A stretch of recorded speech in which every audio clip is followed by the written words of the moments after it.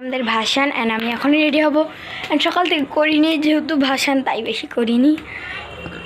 So আসতে দেখা হচ্ছে, আগে আমি রেডি হইনি তো চলো।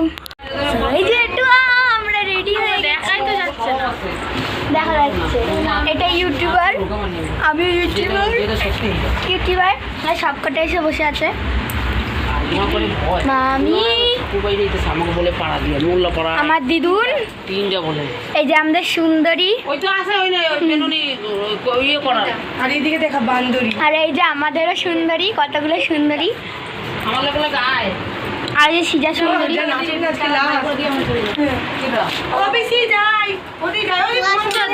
চলো যা যা।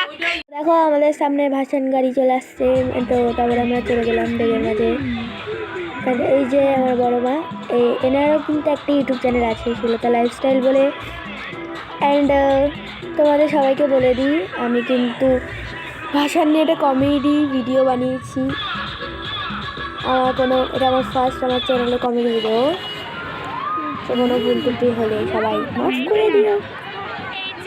অ্যান্ড অবশ্যই কমেন্ট করে জানিও এই ভিডিওটা তোমাদের কেমন লাগলো। আর কিছুদিন পরে পোস্ট চলেছে ভাসানের ভিডিওটা। আর এখানে সবাই নাচ করছিল, এই যে মনিকা দিদি। আর এখানে তোমাদের একটা সবচেয়ে ফানি জিনিস দেখানো আছে,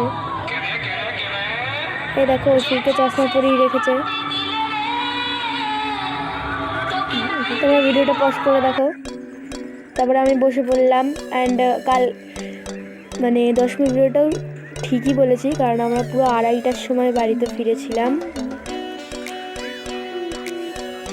অ্যান্ড আমরা ভ্যানে বসেছিলাম প্রিয়াঙ্কা আর আমি। তারপরে আর কোনো ভিডিও করা হয়নি, কারণ আজকে আমার ভিডিওর পার্সেন্ট পুরোটাই লো, 2% হয়ে গেছে, তার জন্য আর করতে পারলাম না। আজকের মতো ভিডিওটা আমি এখানটাতেই সমাপ্ত করলাম। আজকে ভিডিওটা বেশি এগোতে পারলাম না,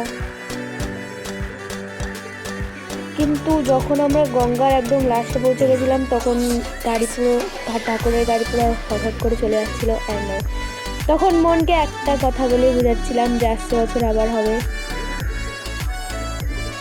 তো এটা আমার চ্যানেলের যেহেতু ফার্স্ট দুর্গাপুজোর ব্লগ, আস্তে আস্তে দেখতে থাকো।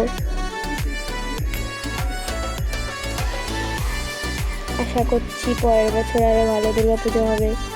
তো আজকের মতো ভিডিওটা এখানেই, আজকের মতো সবাইকে টাটা।